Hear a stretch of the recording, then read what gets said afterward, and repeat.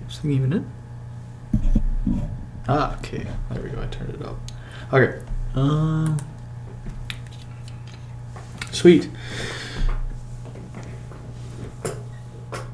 November 13th, 2023. 200 days. Officially 200 days since I smoked a cigarette. 166 days since I drank. 156 days since I smoked weed. 132 days since I vaped. 13 out of 13 fitness. 12 out of 13 flossing. 7 out of 13 meditating. 3 out of 13 core exercises. 11 out of 13 cold shock therapy. 5 out of 13 no fap. 4 out of 13 reading. Physical activity for the day, 6 out of 10. Mental health for the day, 7 out of 10. Career productivity, 4 out of 10. Friendships and relationships, 8 out of 10. And general happiness, 7 out of 10. Day, 7,959 out of 14,600. Up at 5 a.m. Vitamin E routine until 5:15 a.m. I was ready for about 5:35 a.m. And then Canes showed up, and then we were running to Sax Point with Canes till about 5:50. Did 10 minutes in the water till about 6:05. Back on base at about 6:20. Shower from 6:45 a.m. till 7 a.m. Breakfast with Cameron and Canes till about 8. Contrast therapy with Call of Duty Cold War Zombies with Cameron. So I was basically at my feet. Ice, 1 bucket of ice, 1 bucket of hot water. Every minute swapping over. It's cold. Like ocean water, 7 degrees. Ice, literally 0 degrees. It is so cold. Anyways. And then I was playing zombies with Cameron until 9:30. Nap from 9:45 till 10:30. I only had, 6 hours of sleep? Not even 5.5 hours of sleep. I was in bed for about 11:30 last night. I was up at 5 a.m. So I was bagged. And it was a vacation today. So I was like, I ain't staying up the whole day if I don't have to. Nap 9:45 to 10:30. Then I was on the assault bike with Canes for half an hour. It was solid. Then we played squash until about 12:15. Then I had lunch with Canes and Cameron, and then Bob, Andrew, and Kaz were in the booth beside us. And then we recorded episode 7 of the podcast, which is about video games, with Canes and Cameron. Canes was our guest. Cameron's my co-host. Recorded until about 2:30, and then I was cleaning up, doing laundry, and organizing until about 3:30. So 15:30, and then I had a nap until 17:15, so about an hour and 45 minutes. Then I grabbed supper to go, and I was scrolling Instagram Reels from about 5:45 till 7:15. I don't know. I was just relaxing. I was just switch off my mind for a bit. It was nice. So an hour and a half of that. It's not terrible. Then I was on the phone call with my friend until 8:45, so about an hour and a half on the phone call. 19:50 till 7:15 till about 9:45. Sorry, so 2.5 hours on the phone with somebody. Time flies sometimes when you're speaking to people. We'll get to that in a sec. I was doing the objective journaling till about 10 o'clock. And then I was doing my iodine treatment until 10:30. I'm doing this Jolo until about 10:45. It is 10:30 right now, so I'm actually about 2 minutes early. So the iodine treatment went pretty quick. I might be able to have time to get all my laundry put away. It should take 5-7 minutes or so. Then I'll be doing my flame meditation until about 11. Actually, yeah, I'm going to make sure I do that tonight. So that means this one can go 10. So we're gonna go 10 out of 13 days meditating, because I am going to be hitting that flame meditation tonight. Jolo till 10:45, flame med 2300, bed for about 11 o'clock. 2 roses, I'm happy I called my friend. 2 roses, I'm lucky to have started chapter 22 without a mini me that I know of. You know what? I'm not experienced in the field of children, parenting, whatever, but I know that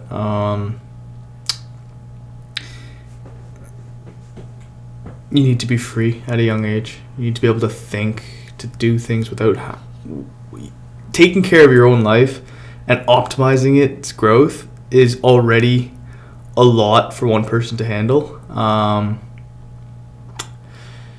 think with experience, maturity and a lot greater appreciation for life, will you be able to take care of other lives, but you sacrifice a lot of opportunities when you have an obligation to take care of another life. And I'm very lucky that I haven't had any, accidents, whoopsie babies. But anyways, one thorn, I'm bothered by how egotistical I am in sensitive situations.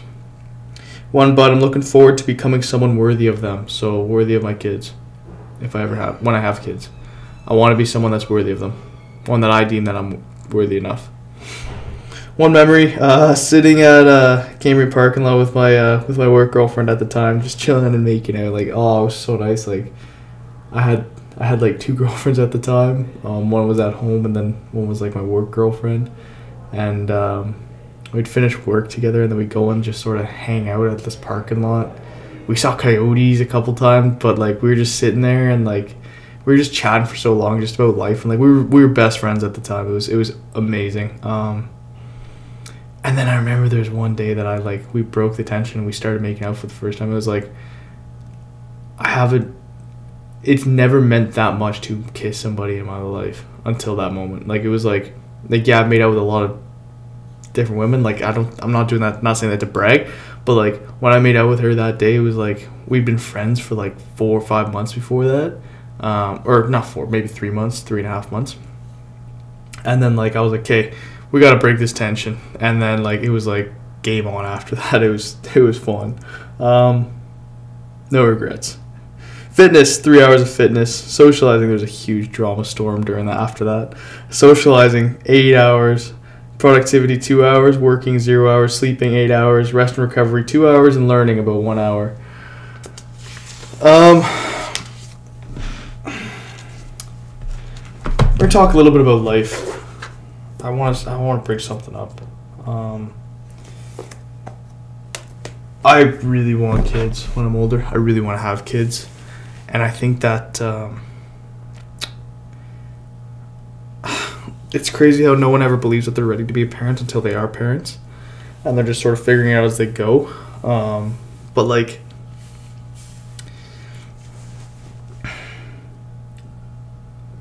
there's people that I know. Some of my friends have had children, and some people have had abortions because they know they're not ready for children. I know that's a very sensitive topic. I'm sorry if that offends anybody, but someone that I know that I like a lot, like they're close friends. They recently went through something related to this field, and and it changes you as a person. From what I've seen, like obviously I haven't gone through it, but they've changed a lot, and there's a lot of, as someone outside looking in, like even just as a friend, you know them, and everybody has coping habits, everybody has coping mechanisms, everybody has ways of dealing with stress, and sometimes you run away from certain feelings. And if whoever I'm talking about in the situation knows who they are, and I hope that they watch this video, but I'm talking to them specifically now. You are so strong, you are so smart and calculated, and there are good coping mechanisms and bad coping mechanisms, and I hope that by the time you see this, you understand what I see from my perspective. Some people are smart enough to find better coping mechanisms, or I can't even begin to describe some of the stresses or some of the traumas that other people experience because I know how lucky I've been. But you have to realize what you're doing to cope with the stress of running away from certain feelings. And the reality is you're never going to run away for long enough. It always comes full circle. It's always there in your mind, in the back of your head. And you got to have the confidence to see it for what it is. Accept it. And however you accept it means you got to relive it and relive it and relive it and get used to it. But you can only run away from it for so long. It's going to haunt you. But I care a lot about you. A lot. Even at everyone else outside that may be watching this right now, I care about you too. And I hope that, like, I can meet you in person one day. I hope I have the privilege of spending time with you and, like, getting to know you and speaking to you. But just know that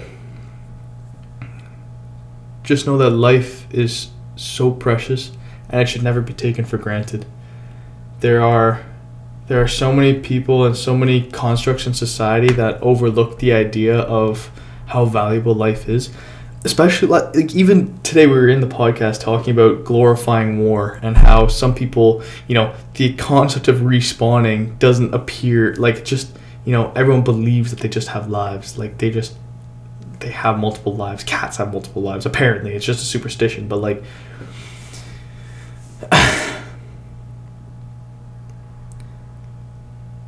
when it's time to, like, life just is a cycle. And it's never going to be easy. It's never going to be comfortable. And you have to face life sometimes. And very, very, like, you have to, not just life, you have to face death. And that's why this month, my quote is, or like my quote on my board is Memento Mori, to remember death. And I think that it's really important to remember how precious life is, because it can end in an instant. One day you could wake up and then, you just don't see something coming. You're just looking the wrong way at the wrong, you're looking the wrong way at the wrong time. You fall the right way and your life will completely change its trajectory. So I think that if you aren't living your life to your fullest capabilities, or at least challenging your capabilities and trying to grow outside of a norm, you gotta just step back and realize that there's so much life has to offer. There's so many opportunities that so many people don't seize, and it's like you have a responsibility, you have an obligation to your family, you have a hereditary obligation to your parental lineage to become someone better than your entire family, right? You are the summation of all the evolution, all your historical evolution of your ancestors. You are the summation of it. You are the person that has to carry the torch of your family tree, right? You are the person. You're the only person, right? If you have siblings, that's great. They're siblings. They're other people, right? But at the end of the day, your life is the most precious thing your ancestry has ever produced up until this day. And if you don't realize how precious that is, you need to dive deeper and deeper into your mind, and you need to find more and more purpose to get out of bed early, to get to the gym to get into the gym more, to play more sports, to meet more people, to get outside of your comfort zone, right? Like, there's things that I know I need to do to really get uncomfortable, and there's skills that I want to build to really enhance, like, my ability to learn. But, like, I'm trying to find the time to do it because there's so many things that I'm already trying to learn how to do, like swimming, right? I've improved so much because I've just been doing it, right? I've been trying to swim, right? But, if there's things that you're avoiding, you have to face them. You gotta fight them. Anyways, I'm not a freaking guru. I don't want to be a guru. If anyone's watching this, if you're inspired, that's great. Not my intention. It's just like, it's my idea for the day. It's what I see life is. And honestly, at the end of the day, a lot of these journaling logs, I don't care if you don't look at them or read them or watch them, because I'm gonna be looking back and watching all these, right? And I recommend you start doing your own version of journaling. If journaling logs is your thing, that's fantastic. I hope that you can learn just as much as me from them. But seeing yourself talk to yourself or talk to an audience is like, it's kind of messed up, right? It's like my mind is like in a weird spot because of it. I think it's a good spot. But anyways, I'm done rambling. Happy November 13th.